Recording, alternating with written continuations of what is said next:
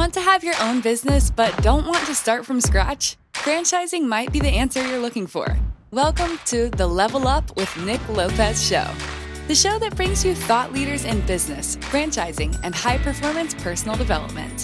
Whether you're a buyer, seller, franchisee, franchisor, or a consultant, find everything you need to know about franchising right here. Own a business without the pain and financial losses that come with creating it. Find the time, freedom, and financial independence you can have through entrepreneurship. Learn how franchising can help you get there. Listen up and get ready for another episode of the Level Up with Nick Lopez show.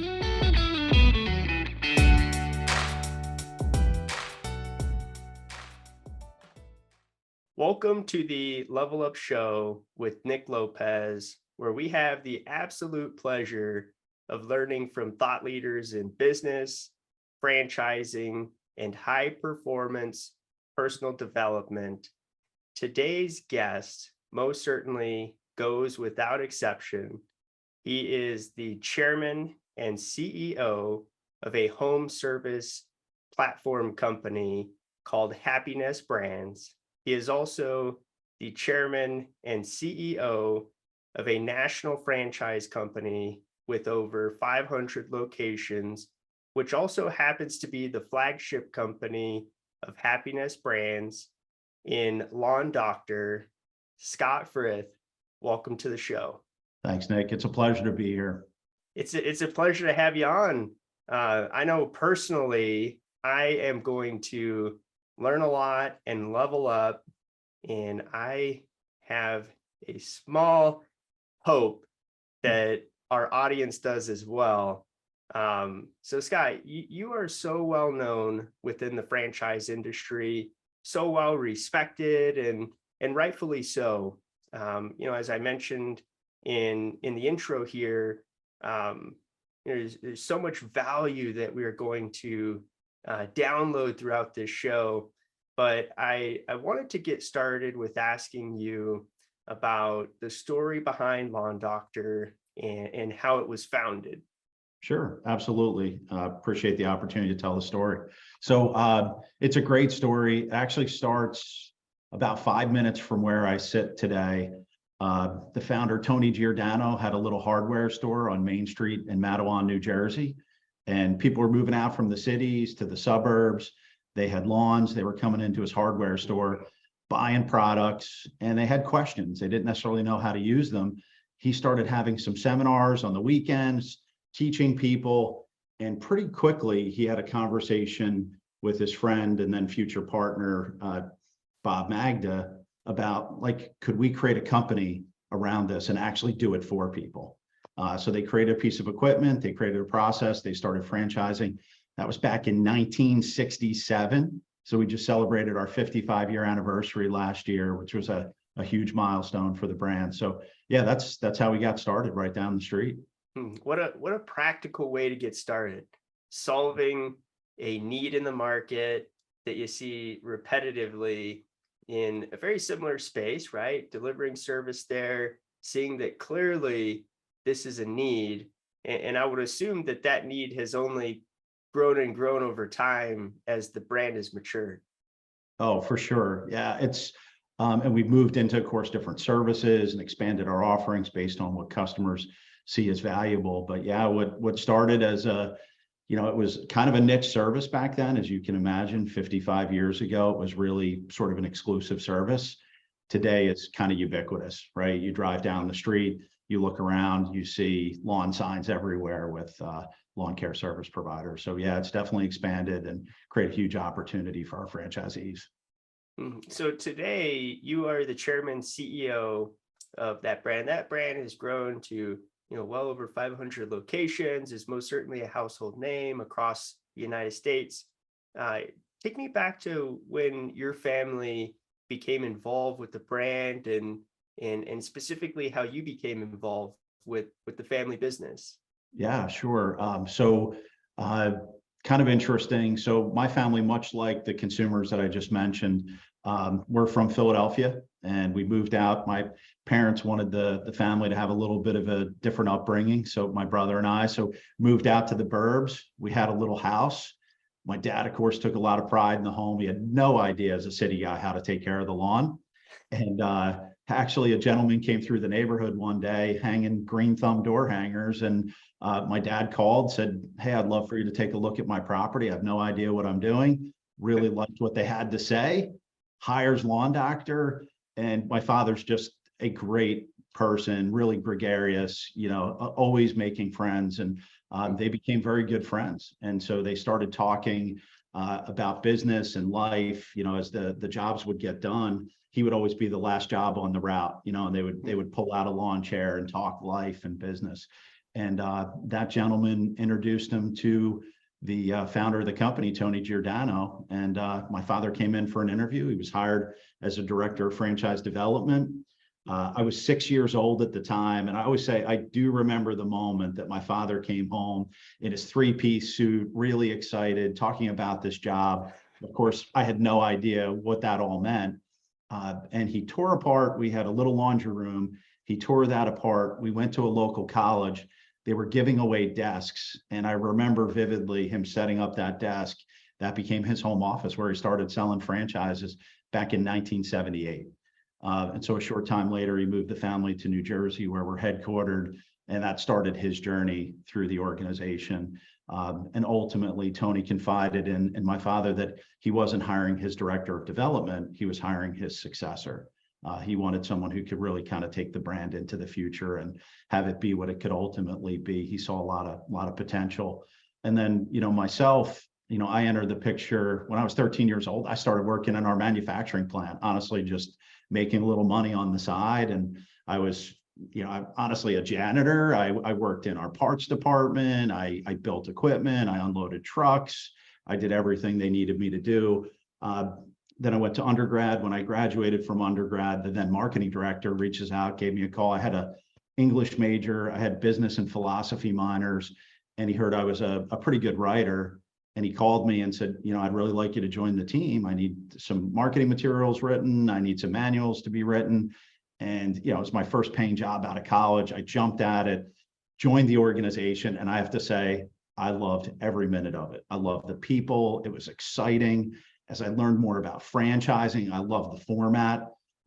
Just the idea of partnering with franchisees and them going out and building something special in their local communities. And what really started as a job, over time became a career. Like I wanted to spend my life here and build something really special. Initially alongside my father, which was one of the most amazing experiences. My dad, I'm super proud of him. He was the longest sitting treasurer in the history of the International Franchise Association. He became the chairman of the International Franchise Association. He was inducted into the Hall of Fame. So as you can imagine, I'm very proud of him. And I got a front row seat seeing him turn the organization around, candidly, back then from the verge of bankruptcy to being the most successful franchise in our category. So I moved through the company, held a lot of different positions. And ultimately, when my father exited in 2011 and retired after almost a 35-year career with the company, I became the CEO at that point. So really been kind of a storybook process for me. Yeah, no kidding, right? Thanks for sharing that story. It's just those stories are so special, so rare, and so just genuinely neat to sit in on and hear, especially from your standpoint, right? You reflecting back and saying that you're proud of your father and being able to admire everything that he did, and then boom, all of a sudden have the opportunity, rightfully earned, to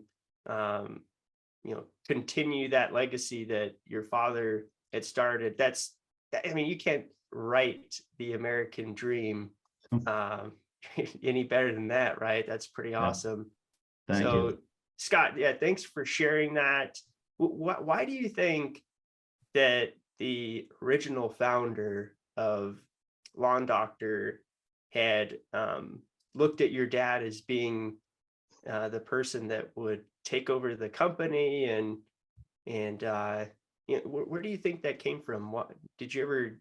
Yeah, so a couple things. My father's really unique in that he's coming up in Philadelphia, kind of on the streets, from a really humble background. He had street smarts and was really practical. He also, had several different jobs, put himself through night school. So he had this work ethic, and he had an accounting background. And honestly, Tony was an entrepreneur, just really, had multiple businesses, just a larger than life figure that I was fortunate to meet as a child. And you could see he was the spark, but he saw his own limitations, which, you really give him credit for. He wasn't the person to kind of put the infrastructure in place and really, manage the business from a financial perspective. Also, unfortunately, he had a pretty serious heart condition, and he knew he wouldn't live long enough to see the company be a national brand. And so he wanted to handpick his successor and make sure that his company was in good hands. And he did, unfortunately, ultimately pass of a heart attack. And that's when my father took over the business. So Tony had a vision for the company going national. Oh, absolutely. I mean, he thought big. I mean, he had big dreams. Everything was big with Tony, right? And so he had a big vision. He actually went to a little workshop that they were holding in a local hotel when franchising was really kind of coming into its own. And he learned about the format of franchising, and he left that session really committed to franchise the business right from the start. And so he really was a big thinker and forward thinking in terms of the business. No kidding, especially because I'm sure back then, as franchising was really getting in stride, it wasn't as much home service. Today, home service is hot. It's not all that uncommon. Sure, folks outside the industry probably don't necessarily have a full understanding that franchising does include things beyond retail, but that's some pretty incredible vision. Absolutely. What a pioneer, and what an incredible story. But obviously, as you and many know, the Lawn Doctor has evolved, and for those that aren't aware, a home service platform, you've heard me mention it a couple times, is really a holdco for different brands. And so that's Happinest. Happinest Brands is a home services hold company. And the original brand was Lawn Doctor. And so why Happinest? Where did that vision come about? I would assume that was your vision and where you're taking the business. So would you mind sharing a little bit about that?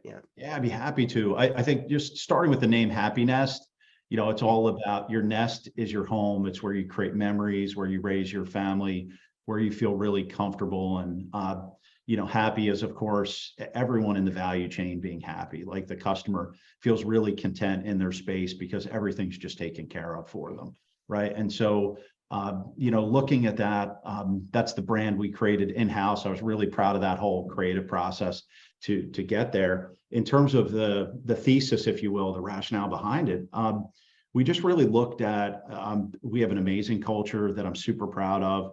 We have just a great team here. We built a really good infrastructure that's matured over, as you can imagine, 55 years now. And started looking at what we built and how we thought that was really special, and then needs in the marketplace, right? And so I looked at the fragmentation in home services and just saw that the customer was sort of outpacing a lot of those home service providers, right? So what they expected was, I always call it like the Uber, Amazon, DoorDash effect. Like they want it now, they want what they want, right? And that small mom and pop, which really comprises a lot of home service, they couldn't keep up with that, right? They couldn't deliver on that without some of the systems and relationships and experience that, an organization like us might have. So I, looked at that as a real need in the marketplace, kind of starting with the customer, and looked at the infrastructure and what we built relative to that. The other thing that I saw that was an interesting trend was, as I talked to emerging brands, I saw that there was a real need where they get to a certain point and, through passion and grit and drive, they just get to a certain place, and then they need sort of the things we become very good at, candidly. And so I saw this opportunity to wrap our infrastructure and leverage our experience and our capital, frankly, to be a catalyst and accelerate their growth at that inflection point, at that moment when they really needed it most. And so, I kind of look at it as a win for everybody, all boats rise. And we've been fortunate to attract some really amazing people and, and build on that vision. And we continue to do that. And, moving into the future, I expect it to be, much bigger and have many more partnerships. So currently, Happiness consists of lawn doctor, mosquito hunters, eco-maids, and there's a new brand or a couple. Yeah, so we just added Elite Window Cleaning, it's our first foray into international operations. They're based in Canada. And what's really great is it was an introduction through someone we had worked with, and they got exposure to our culture and the things we were doing. And he said, hey, there's really somebody that you should meet. I take those things, very seriously. And I really respect the fact that someone thought enough of us to refer somebody who they felt, really strongly was a great operator. And we just clicked. It just worked. Same thing. Their culture was great. The team that Chris Stonis is his name, had built, just amazing. They were just like us. Like every meeting we had, it's like, we're like the same people, right? And so it just clicked together. And then we looked at the model. We really liked the attributes of the model, the way they go to market, the actual operational aspects out in the field, and the unit economics are really attractive. And those are some of the things that we look at, kind of starting from the leadership and then sort of moving to the model. And we just felt like it'd be a great fit. So we partnered with them in October of last year, and we've gone through the integration process, and now we're getting into a full launch mode, and then we'll bring them into the US as well. So clearly vision is important, values, just the way in which business is done. Those are some pretty high level nuggets for at least what I've implied around how you evaluate a new brand that you invite and partner with within the portfolio. What are some other factors that go into that process for determining? You also mentioned unit economics. Clearly those need to be important, but how do you go about that process beyond that context for welcoming a new brand? Sure. I think, I'd start all the way at the top, right? So as you mentioned, home service, we're really disciplined about, you've seen other organizations kind of drift out of their lane, in my opinion, and maybe go a little too broad and say franchising is franchising. That's not my personal approach or opinion with respect to their strategy.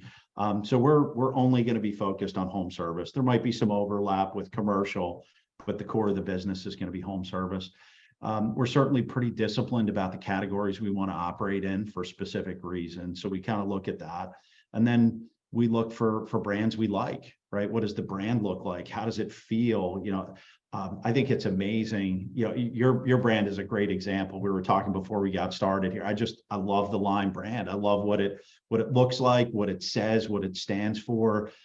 So we look at that. That's important to us because we want to build hundreds and hundreds of locations, and that brand is going to be sort of in the marketplace and a household name when we're done with our process, so to speak. So that's really important to us.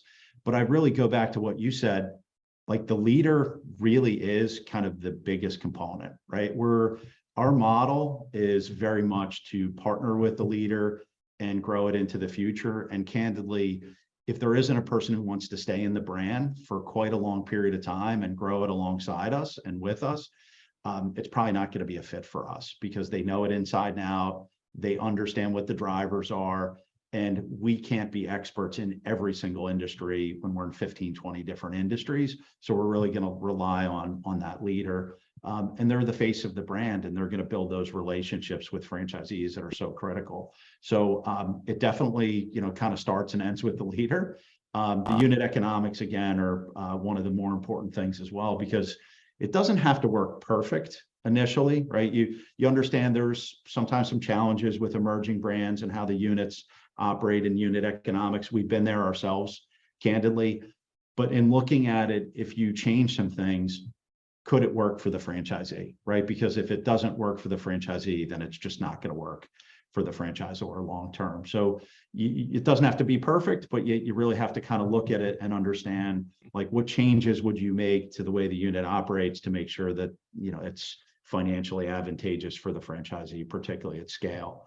And then, we look at kind of what are the developmental opportunities in the organization as a whole, and can we add value there, right? Because if we can't add value to the entrepreneur, if we can't add value to the franchisee, and just generally to the brand, we're not going to be delivering what it is that everyone expects, right? So, and there's kind of a list of things that we look at. Franchise development capability is certainly one of the things that we feel we can add value in. Marketing is an area in shared services where we feel we can add value. Call center operations, research and development, manufacturing, some other areas as well. So we kind of look at, what are the strengths and weaknesses, and how could we sort of complement what the team's already good at and add value in a broader way. Those are clearly core competencies there. Franchise development, marketing, operational excellence. We can come in, surround an emerging brand with those core competencies, and level up their business model. Clearly, an emerging brand isn't going to have everything figured out, and through your 55 years of experience around all of those different aspects, is specifically in-home service, right? You're working in a space that's very similar, and so a new brand being welcomed to the Happinest portfolio, they're going to be welcomed in with that immediate boost to take the brand to the next level and ultimately get it on the path of becoming a household name. So, to that point, you'd mentioned, hey, we're working with specifically the founders, right? They know the business intimately. What are some scenarios, some examples of the current portfolio of some of the founders that have joined Happinest brands and have, what does that relationship look like? And, can you share a little bit around that? Yeah, absolutely. Great question. So Andy Fuller with Mosquito Hunters was our first partner. And I always say to Andy, you are the best first partner I could have ever asked for. He is incredibly smart. He's hardworking. He's really open-minded. He's just a good person who really cares about his franchisees. And we were introduced, again, fortunately, through a mutual friend in franchising who said, why don't you guys just connect and start a conversation? And what really just started is, how could we help one another? At a point we said, hey, let's start to talk more seriously about a partnership. And I will say, again, like, the relationship has been amazing, right? And he's been growing as a leader. And we always look at a leader and say, could they run $100 million plus franchise organization?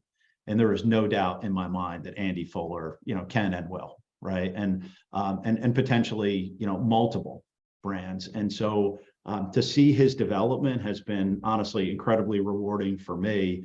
And I consider him a friend. I'm really happy for him and his success. I think he would say it's probably one of the better decisions that he's made in his life, certainly from a business perspective. So that's the kind of relationship we want to have. I will say there are some things, like I did back of the envelope calculation recently. We've got about 1,000 years of experience across every employee in the company, right? So there's some value that comes with that. But I'll say, the entrepreneur who bootstrapped it is delivering a lot of value to us too, right? They're innovating. They think about things differently. And Andy's a perfect example of bringing things that are going to push us a little bit in a direction where maybe we wouldn't have otherwise. So it's really a win-win. And I see that relationship unfolding, in many cases. So that'd be an example of a good relationship and what that could look like. Yeah, we were talking about a little bit before the show, right? Where, you think about institutionalizing something versus innovation and those two coming together, right? Where you have 1,000 years of collective experience crossing paths and hallways with that founder, that entrepreneur that is leaning toward being very innovative. I'm sure that creates some pretty incredible collisions of the minds there. And that sounds like you're managing a lot of just that, standardizing and then trying not to contain innovation, right? You can kill a lot of creativity with putting parameters and boxes, but yet that's what makes business great, is those systems and processes. So, I could see that being a pretty neat process that, it's two different sides of the brain. Yeah. It's really fun and actually has delivered more value than even, I expected initially. Right. And so like entrepreneurs that start their own thing and build it and are really excited about seeing it become a national brand, they're wired a certain way, right? And you need to harness that in a positive way. You can't constrain it. And it's great to see entrepreneurs run, but then run with a lot of support, right? And with some guardrails that kind of bring us all back together. And yeah, it's been a lot of fun. I've learned a ton. The business has benefited. The emerging brands have benefited from that whole process, and it's pretty powerful. So what's the vision for Happinest Brands? Where's it going? Yeah, so our vision is to partner with passionate entrepreneurs to build iconic brands, right? So it's right down the center of the fairway of what we're talking about. Like, we want to bring in this passionate entrepreneur and build iconic brands where maybe they got to 10 or 20 or 30 or 50 locations. And now let's get to 500 or 750 together. And that partnership, the vision kind of works at that level. It's also, at the franchise level, right? Partnering with that passionate entrepreneur, that franchisee who signs a franchise agreement and wants to create something special for their family, right? And, generate income and build an asset. We want to partner with them to be part of this brand story too, right? So that we're building out footprints and franchise locations across the country. And so that's the vision, is to just stay very focused on partnering with the right people and building, iconic brands where you look back at Mosquito Hunters years from now, and it's at the same level as a lawn doctor, right? And an Eco-Maids and an Elite. It's a household name. It's really well respected. I feel like if we accomplish that, we've done quite a bit. Yeah, that's a very disciplined, practical vision, right? That, compounded over time is going to generate some pretty incredible impact in communities, specifically in home service and providing jobs and services to customers. That's incredible from just a numbers or like a finite standpoint. If we were to speed up 20 years from now, what does Happinest Brands look like? Do you have have you given that any thought? What does that look like? Certainly we want to have thousands of franchisees, right? That's, we think about, $100 million plus businesses in every vertical. You think about thousands of franchisees on that magnitude. I think kind of the sky's the limit. We're kind of practical each year. How do we want to grow each year? And then, kind of looking 10 years out, because this is a long range play. But yeah, sort of, generally on that magnitude. I'd go back to something that you said there about, creating value.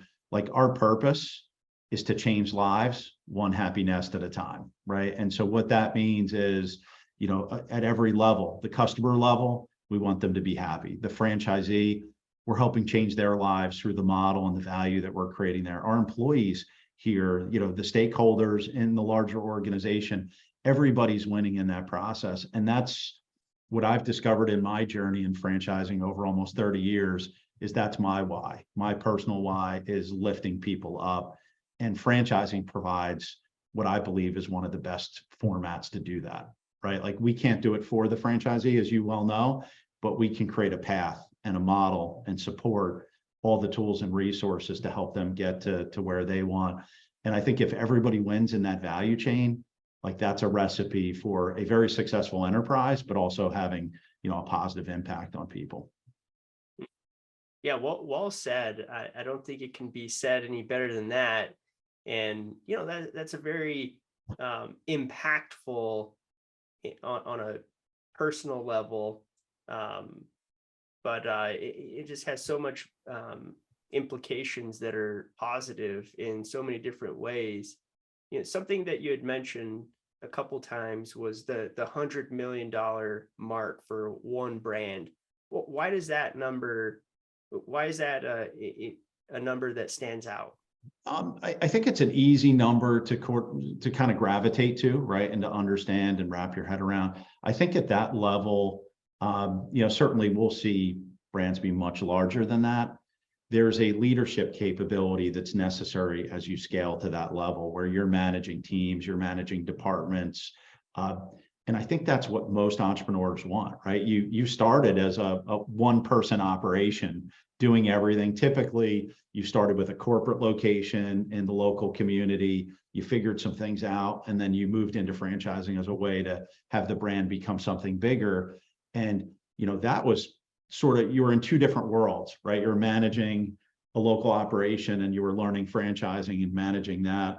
Typically, again, with a very small team, if any team members, but this notion of kind of getting to a level where you have that level of infrastructure at a brand level, I think it makes sense for us as a larger organization where it's a meaningful enterprise, but I think it makes sense for the entrepreneur where when you're leading a business at that magnitude, you've really sharpened your saw and become a better leader. So I like it from kind of both of those perspectives. Just the skill level and the impact at that, it's clearly a milestone in a business's journey. For sure. So, if you just compound the focus on a lot of the core elements that you've mentioned, I would assume that, clearly this is just hypothetical, but, there's 10 plus brands. If they're all doing, 100 million plus, have you ever thought about the number $1 billion in system-wide? Okay. Absolutely. Like, I want to have at least $1 billion organization. Absolutely. So that's another very clear kind of lighthouse out there in the distance, that's kind of guiding us. And, $1 billion enterprise would be quite an accomplishment for us. And I think we'll get there and beyond. Mm-hmm. Well, I take it to the numbers because it's practical, but my goodness, the approach and the way of doing business. I love how you mentioned, one Happinest at a time. You take it to the consumer, and that's what it's all about. No matter the home service brand within Happinest, it's going to come down to the process, the systems, the synergy around competing and delivering incredible value for that consumer. And along the way, it's transforming franchise owners' lives, employees' lives, impacting the community.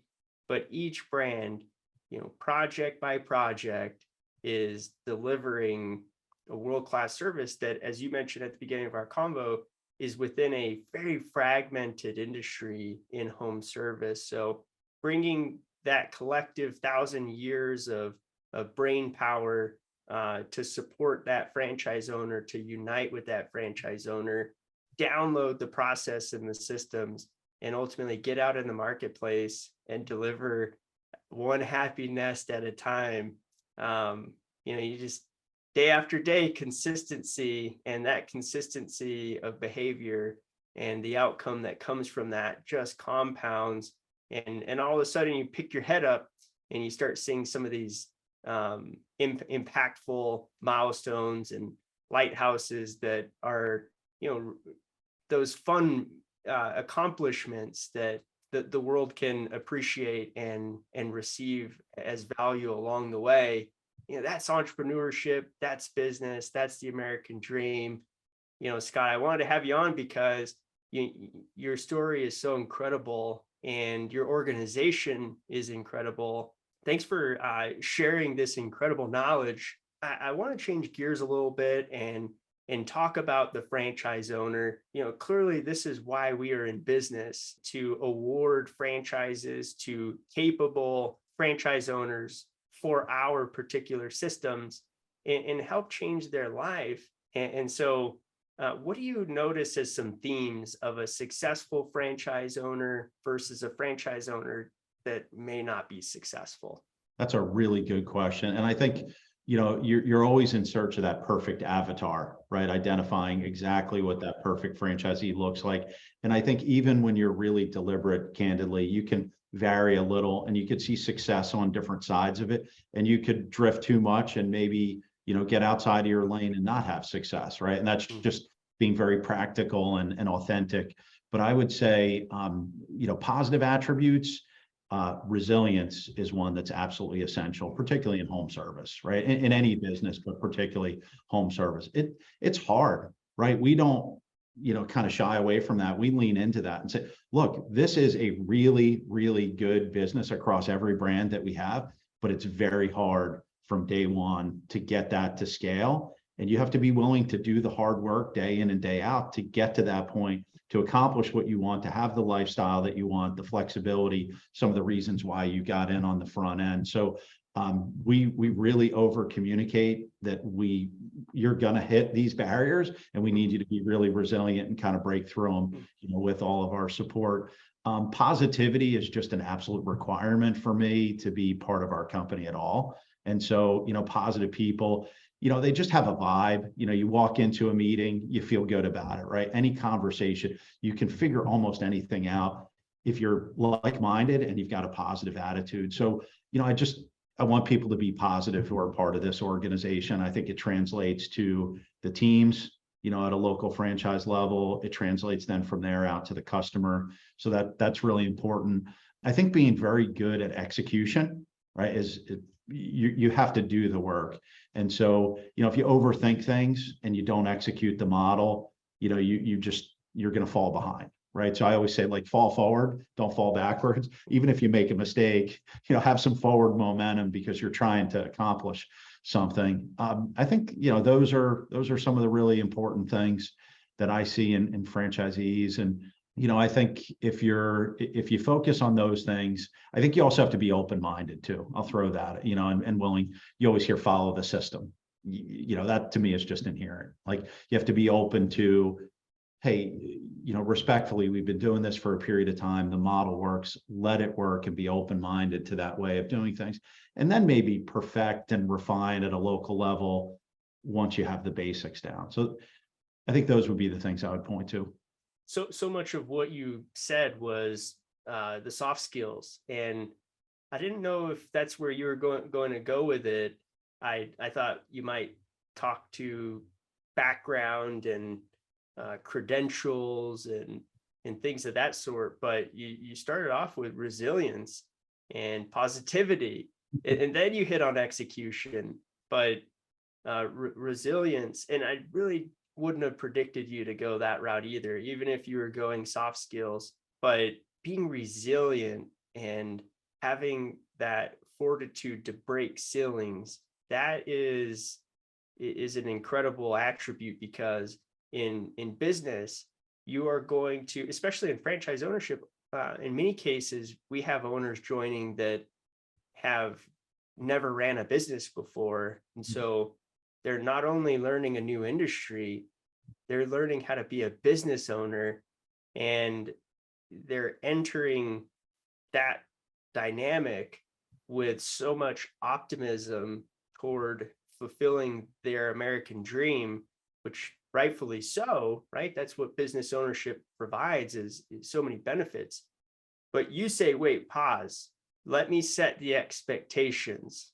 And the expectations are that you're going to have the support, you're going to have a viable business opportunity, and you're going to deliver incredible value, but you need to be resilient to the ceilings that you need to break.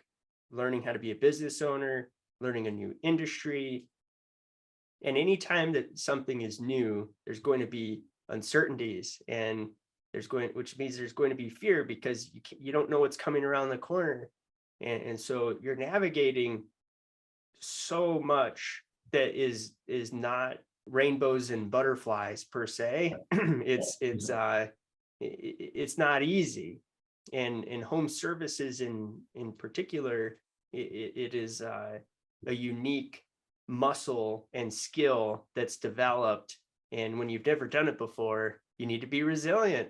Exactly. And I always say, Like, look, we're the same people before you sign the franchise agreement and after, right? So we're not going to sell you up front that this is perfect and there's going to be, no challenges, et cetera. And then you get to the other side and you're like, geez, this doesn't feel right. Like, I'd rather be, we're just candid in everything that we do. And, if you're not the right fit and you don't move forward because the work's too hard, I'd rather us have that discussion beforehand than after. It saves pain on the part of the franchisee, and we're about, again, lifting people up, right? And so I think you just have to be really transparent about the journey. And let's talk about the positives, right? When you get to scale in home service, you generally have recurring revenue in our models. You have expansion of profit margins. You have lots of add-on services that can take that recurring revenue and increase that margin even more. And then you start to build an infrastructure and you have more flexibility. And there's so many other things that I could add to that. But, it's that first part of the journey to get to that ultimate spot. And so we're fortunate now with the Lawn Doctor journey in particular that we have a lot of franchisees who have gotten to that place, after, the initial period there. So, yeah, I think we're just always going to be authentic and be the same before you sign a franchise agreement, after, and through the life of our franchise relationship. Thanks for adding that additional context, right? It's very rewarding, but expectation setting is such an honorable way of doing business, Scott. So I commend you for that. And I could talk to you for hours and hours, but clearly, you have an incredible organization to get back to. But my final question for you is, why do you love franchising so much? That's a great question to end on. I am incredibly passionate about franchising. I mentioned to you when I was younger and I was starting in the business, it was a job at first, right? And then it became a career. And, the thing that I loved more than anything else was when I started to understand what franchising was, right? And to me, it's a brand, it's an operating system, it's training and support from the franchisor, and it's the passion and capital of the franchisee on the ground who's going to execute the model to build something special for themselves and their family, right? And so the synergy of that, there is nothing more powerful in business to me than the synergy that's created in an authentic franchise relationship. And that's why it resonated with me as, a young person starting in franchising. And I have the same passion, today, even more so, about the model of franchising. I love what it does for people's lives. And if you look at Lawn Doctor in particular, just because of the amount of time we've been doing it, we have franchisees who have been with us 30, 40 years. We have second generation operators who I remember when the parents started, and now the children are taking over very successful businesses. I'm in the process of visiting a number of our largest Lawn Doctor franchisees across the country, having just returned from 3 over the last week, and to sit with them in their space and hear where they started with nothing, and to then look around and see the business they built and their lifestyle, what they're able to do. They did it through a lot of hard work, but I'd like to think we were a small part of that story too. And so when I come back, I tell the team here the stories and the conversations and what it was like to be in their space. And, it's a really special moment for me, just talking about where these franchisees have, moved to based on the power of franchising. And that's the way it should be. The synergy of the core of franchising, which is being in business together, right? And those mutually beneficial aspects coming together. Scott, you communicated it beautifully. What an incredible conversation. And I truly feel blessed to have had this conversation with you. I know our audience most certainly leveled up. I had a small inkling that they would. And my goodness, you really blew the ceiling off this thing. Scott, if anyone would like to reach out to you, maybe about referring or potentially having discussions with you about joining the Happinest family as an entrepreneur, a new brand, or maybe a franchise partner, or just anybody in general, how can they get in touch with you? Certainly they can find me, Scott Frith on LinkedIn and connect with me there, or happinest.com. There's an opportunity there to reach out and connect to us through the website as well. Awesome. Well, I most certainly suggest that you reach out to Scott if anything that he has mentioned resonates with you. But please subscribe to this channel. It's how we're able to continue to grow and share valuable information like the info we received from Scott today. Like the video and contribute to the conversation. Drop some comments down below. Clearly, we covered so many incredible conversation points. We'd love to hear your thoughts. And as always, level up. Nick, thank you for the opportunity. It was great to be with you. Likewise. Take care. Thanks, Scott. You too. Be well. Thanks for listening to another episode of the Level Up with Nick Lopez show. Remember, it's never too late to get started on your entrepreneurial journey. Don't forget to subscribe, like, and share if you enjoyed today's segment. Catch us again next week and visit limepainting.com for more of the Level Up with Nick Lopez show.